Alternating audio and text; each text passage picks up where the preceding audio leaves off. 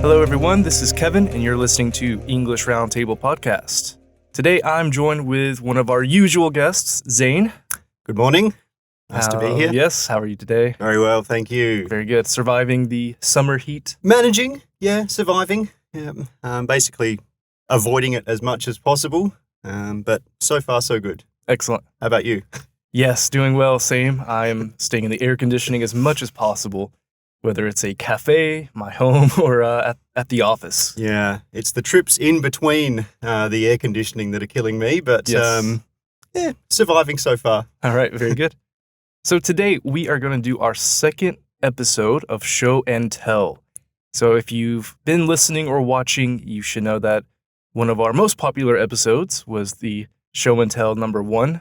And that time we looked at a few items that I had never really seen before, except for in movies. But today you have brought 3 new items. Indeed I have.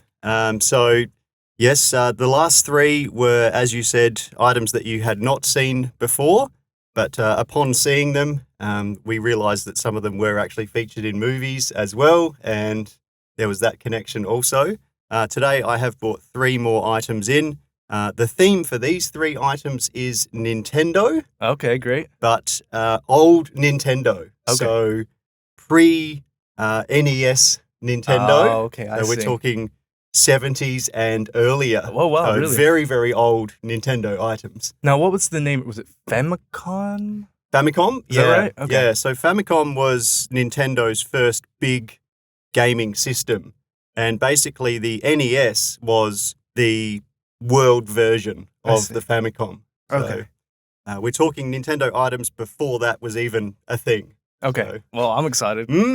And recently, Apple TV, they had a movie made called Tetris, which was kind of the history of how Tetris became so popular, and then also the whole there was a kind of a battle with Russia because it was a Russian programmer. That's right. Who created That's it, right. Yeah. So if you haven't seen that, it's kind of interesting if you're interested in Nintendo and the kind of history. Very interested. I have not seen it. I have heard that it is a thing, and I've heard about it, and I do know a little bit of the history there as well. And further to that, yes, it was a Russian guy. I cannot remember his name. It was Pachinov or something like that. But because Russia was still a communist country when he actually made it, Russia actually owned the rights for something like 20 years. So he didn't make anything off it financially. Oh, my goodness. It all went to the Communist Party or the Russian government or whatever. So only after that period, he actually started to get some royalties from it. Wow, So. amazing. Yeah, I know in the movie they overview it a little bit about how also maybe they had the rights for like the PC, but not for like gaming systems. Right. Which is why they packaged it with the NES when it came out. Yeah, and Game Boy as well. Oh, that's it. Sorry, Game Boy. It was Game Boy. Yeah, That's so I what it remember was. that's what my Game Boy came with when I got it. It was a package deal with Tetris. So Tetris was the first game that I played on the Game Boy. Yeah, and same. my favorite, actually. Me too. I still love it. Oh, it's great. Like, I've still got it on the Game Boy as well. Still busted out occasionally. And it's still got everything that I liked about it. I'm still as attracted to it as the first time I played it. Big Tetris fan. Huge fan. Yeah, love it. Me too. All right, well, let's get into these items. Okay. So there's 3 items. 3 correct? items, yes. And if you're just listening, head on to the YouTube page because we actually have video of us opening and showcasing these items. So if you're on YouTube, welcome. Yeah, and welcome. If not, please join so you can actually see these items. Yeah, I think for those people listening, these are items that you probably won't be familiar with either. A lot of big Nintendo collectors don't even know about these things, or they've only heard about them. They've never actually seen them before. So they're fairly rare and obscure, some of them. So okay, excellent. I think it should be a good podcast. All right, excellent. I'm really excited to get into this. Right. So as usual with our show and tell, I'm not going to look. I'm going to first touch and feel to see if I can identify what the item is. Go ahead. And then after, so I'm going to go with the one that's closest to me. Okay. I'm kind of, Yeah, I might need to double hand it. Take it out. Okay. So quite heavy, Yes. isn't it? Yeah. That's the first thing you'll notice about it, probably. It's very hard to identify because it kind of feels like a cassette player, like Right. from the first episode. Okay. And I have, yeah, exactly. I have brought a cassette player on before. It's a unique item. Even if I had to describe it to you, it would be a little difficult for me to actually do that. I'm guessing it's the actual system. Nice guess, but no, not a system. Not a system of any kind. I guess I would describe it as a toy, like not a non gaming toy. I see. I don't know. I'm gonna have to look. Have a look. Okay. Whoa. Yeah. I would never have guessed this. Any ideas what that might be? Yeah, I mean it's okay. So to describe it, I don't even know how to describe it. Well, I know there's it's called the automatic ultrascope. Yes. And I mean, obviously, there's a ViewMaster. Yep. So you're looking at some images or something. So that pops out. So that will pop out like so. Okay. And you would look into that. It's battery operated. So if you see there's two buttons there, one's an up and one's a down. So once the batteries are in, you'd push the up button and this would extend out. The top of it actually extends out. And it's like a periscope, basically. So it's a periscope. It allows you to see things that see over high objects and also around corners as well. Oh, that's And it cool. actually works quite well. I brought the manual in for that one, so I can show you just how far it actually extends. Okay. So I'm gonna just put it Yeah, here yeah. so others can see it. So there's some examples there of like how you could use it as well, like at a sporting event, for example. Oh, I see. That's So cool. yeah, to see over a crowd or to see something that's high up. So I guess if you're a kid, obviously you might have an issue like that where you're struggling to see over people in a crowd or see things on a shelf. Right. It actually extends about 1 meter. So wow. it's telescopic, and yeah, it actually extends quite high, and it does work quite well. It uses a series of mirrors to actually project the image back down here. So That's really cool. I've never seen that. Never seen that before or knew of it.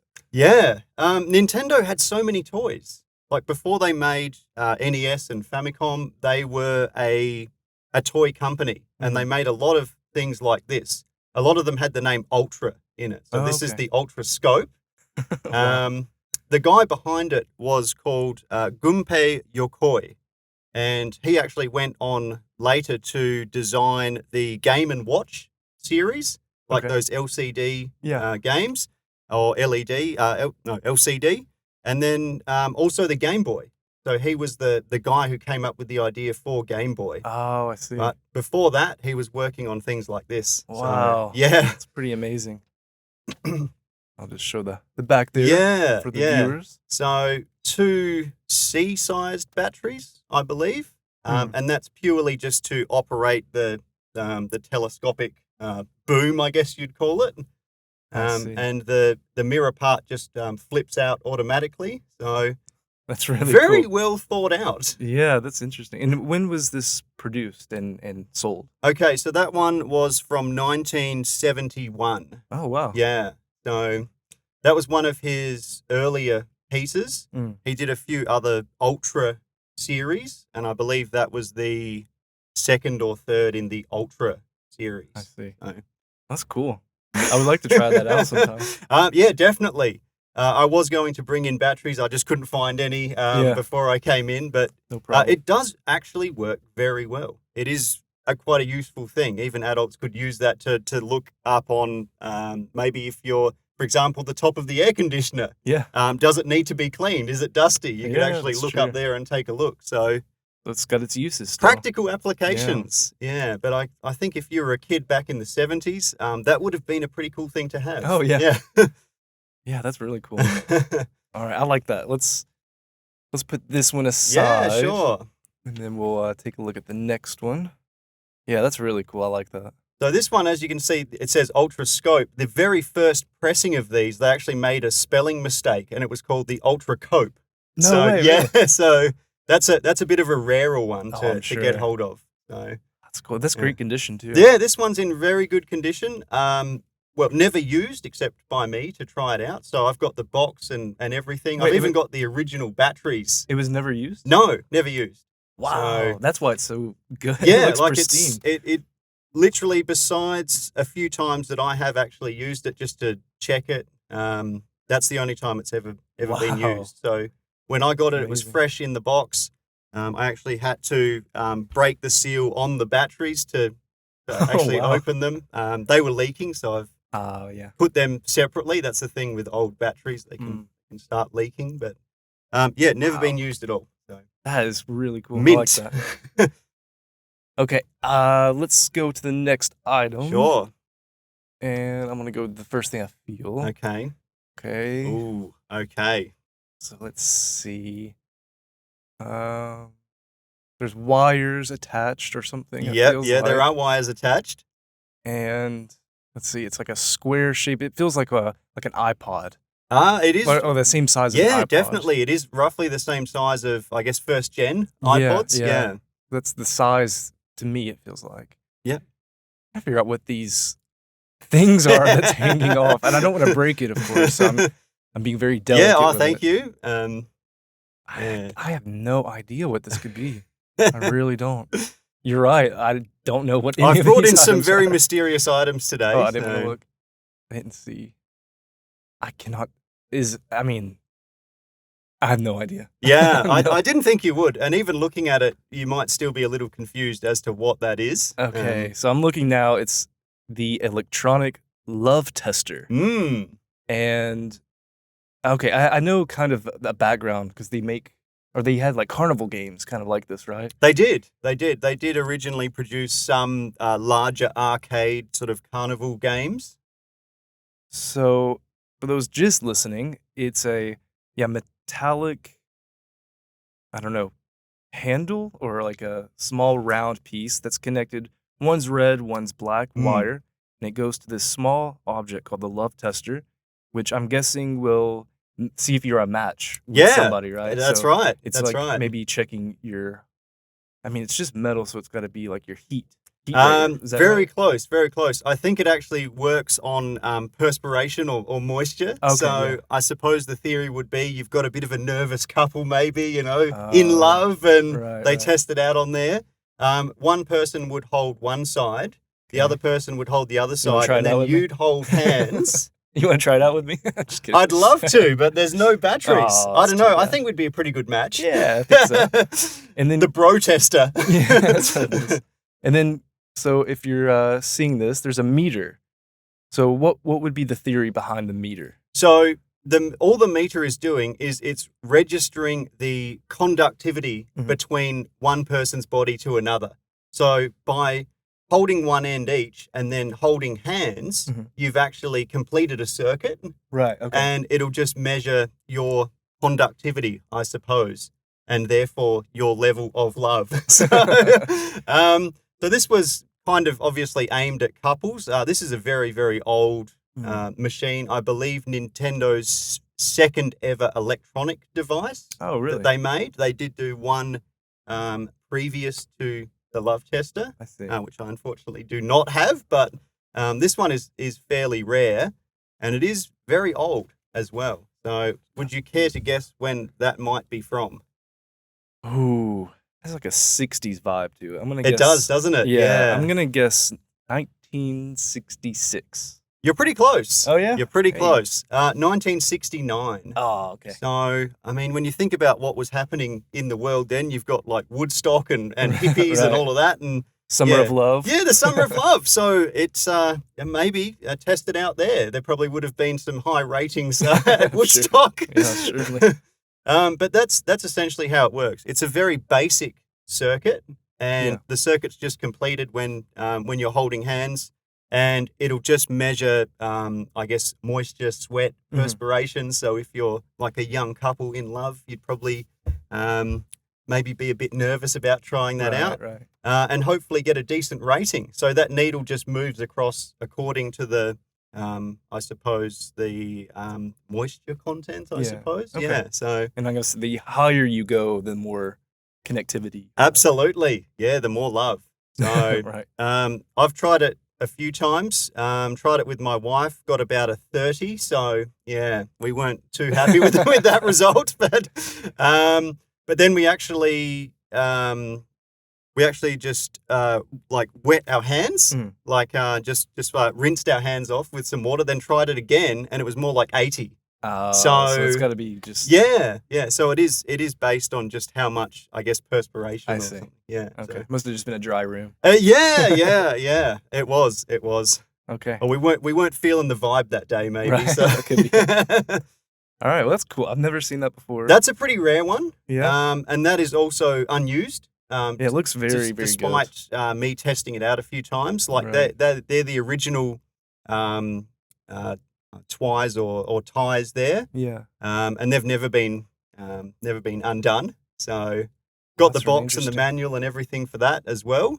Yeah. That's so when I interesting. got that one, it had also never been used. It actually had a battery inside it as well. Oh, really? So luckily discovered that and got that out Yeah, before yeah. that started to leak. So Wow, that's Yeah. cool. I like that. that's a pretty good one. Yeah.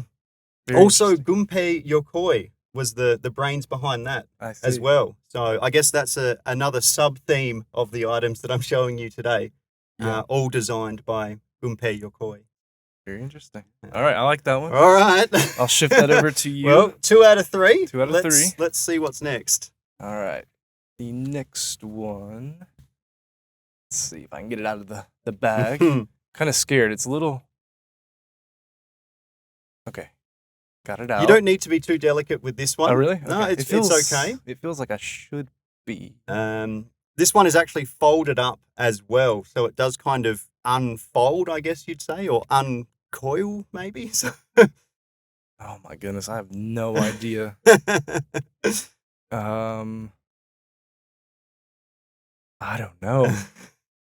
I've brought in some really difficult items today. have. Yeah, sorry about that. No, it's fun. I don't think I have a guess. Yeah, I mean, it feels I like wouldn't expect you to be honest. I don't know. I'm gonna Yeah. have to look. Okay. Okay. Yeah. Looks like a mousetrap. Yeah. In the game or something. Yeah. Let's put this- So that is actually closed at the moment, and I'll give a bit of a demonstration of how that actually works. Okay. They call these, in Japanese, they call these magic hands. So you've got those 2 suction cups open out, and you can use those. This extends out. I see. So it's kind of like, maybe you remember a toy as a kid, and it was like a punching hand. Yeah, And yeah. you'd operate it like that, and it would extend out and punch. Yeah. It's the same kind of principle. I see. So it's like an as this. extender, like a Yeah. grab extender. Yeah, exactly right. I'll just open it up here, and we can take a bit of a look. So, use the mess. It's a little bit tangled up. So it would open out like that, and you can get about a okay, I meter see. or so reach on that as well. Wow. That opens up like that, so you can extend it out, and then use this to, like, as you extend it, that will tighten up as well, and it will actually grab the item, and then you can bring it back in. Excuse me.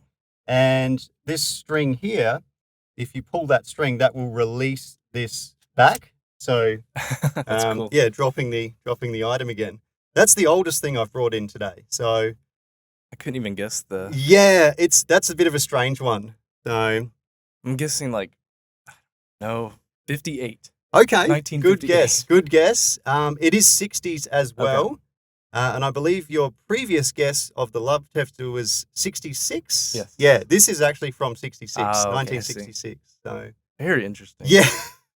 Yeah, of course, I didn't, Nintendo's just associated so much now with video games only. Absolutely. Yeah. So to have these kind of items is interesting because I would never think of this kind of style. But yeah. I do like how in I believe 50s and 60s, they had these kind of niche toy items. Yeah. I thought those were really interesting. Yeah. Well, this is one of those. I believe this is Nintendo's first sort of mass-produced popular toy, and I think they sold over 1 million of those. Good luck finding one these days. They are around, but I had to look quite hard to find that one. Wow, interesting. Like original suction cups as well. Mhm. So to find one in that condition would be Yeah, reasonably rare. and it's pretty amazing that they haven't disintegrated or Yeah, anything yeah. like Sometimes that. they Yeah. do. Yeah. These ones are in pretty good condition. Quite often you'll find them, they're all dried up, and you can actually replace them. Like I've made some replacements for Mm. another unit just out of suction cups that I found at the 100 yen store. So Yeah. sort of made my own. But the actual base of it, in terms of the plastic and everything and all of the rivets, is in fantastic condition. It actually says Nintendo on it there as well. Yeah. So, interesting item. Very interesting. Oh, another item that it's kind of like one of the first things that I think Nintendo was creating were the cards. Right? Yeah. Like playing yeah, cards. Yep. And I know that those go for a very high price, right? Some of them, To yes. find them in an actual original. Yeah. Did Yeah. you- I'm sure you read the story. This has been a few months ago, but a collector found one that was completely unsealed. Right. And when they did unseal it, Yep. it was all stuck together. Right. Yeah. I know the guy. I believe he runs the site called Before Mario. Okay. Which is actually a very good site. For the listeners, I'd recommend checking out this site, Before Mario. And as the name suggests, it's everything. It's like a chronological history of Nintendo before they got to Mario. So it has all of these toys and even further back I see. into their Hanafuda cards. So yeah, I'm pretty sure it was him who I'm found sure. those and documented them. And then on a follow-up to that, I believe he found some more later on Yeah. that were actually not stuck together. Right. So, which was a good moment for him and Right, other right. collectors as well, being able to see some that he did find that were in usable condition. He could actually separate them and show everybody what they looked like. Right. But yeah, playing cards was their first big thing that they did. That was over 100 years ago. Was it really? Yep. Wow. Yeah. I would not imagine that. Yeah. So when did Nintendo start? You said over 100 years I don't know ago? the exact date, but it's something like 120 years ago or something like Wow. that. Yeah, it's been around for a while. Wow, very interesting. Yeah, now I'm very curious to look more into the history of Nintendo. Yeah, it's a pretty I deep know history. a little bit, but not that deep. of Yeah, course. like they tried a few different ventures as well. So at one stage they had a taxi company. Oh yeah. At one stage they had an instant ramen business, producing ramen. They had, most interestingly, considering Nintendo nowadays is somewhat of a family company, they actually had a chain of love hotels Oh my as goodness. well. As well, yeah, back in the day. So they were sort of trying a bit of everything at Sounds one like it. stage. Yeah, That's interesting. obviously they found their niche and Yeah. stuck with it. Exactly. Wow, that's really cool. Well, man, thanks for bringing these things in. these Not a items. problem. I'm glad to be sharing them with yourself and other people watching online or listening. So they are pretty rare, so it's nice to be able to show them off to people who are interested. So Certainly. thank you. Yeah. So please come back again. Bring some stuff. I know you have to go through your collection to find some unique items, but I think for me, it's always fun to get to see what it is, and then Yeah. also for listeners to maybe see something they've never seen before. as Yeah, I well. don't think even hardcore collectors of Nintendo items would have probably never held these. They might have seen pictures of them, but they've probably never actually held them. So as a collector myself, I'm quite proud of the older Nintendo items that I have. Yes, they're very good, and to be in such good condition too. Yeah, it's that's just another amazing. thing too. Yeah, yeah. It's like they just produced it today. It does look pretty fresh. Yeah, I'd like to see them reproduce some of these things. And in fact, they did reproduce the Love Tester maybe 10 years ago or something Oh, like really? that. Yeah. So Nintendo didn't make it. It was made by another company, but it looked exactly the same. Okay. I So see. they did kind of relaunch that Yeah. as a limited edition item. Sick. So, Wow, very cool. yeah, not a problem. Well, yeah. Again, please come anytime. I'd really like to. I will bring play some around. more things for you. Bring some Hanafuda cards next time, maybe, and you can check those out. Yes, so please. got some sets of those that are probably 60, 70 years old. Oh, So, wow, yes, I'd Yeah, like in the more of wooden those, yeah. box. And yeah, I'll bring some of that stuff in next time. Okay, that sounds great. All right. All right. Well, thanks everyone for listening, and Zane, thank you again. Not a problem. Great to be here. Thanks. Thank you for listening to English Roundtable, made possible by Kanda Gaigo Career College in Tokyo, Japan. If you enjoyed hearing natural English conversation, subscribe and like us wherever you're listening, and check us out on YouTube, Twitter, and our other SNS platforms, which will be in the description for this episode. Head over to the YouTube page to see some of the keywords we used in the conversation and other activities to test your English listening skills. Thanks again, and we'll see you in the next episode.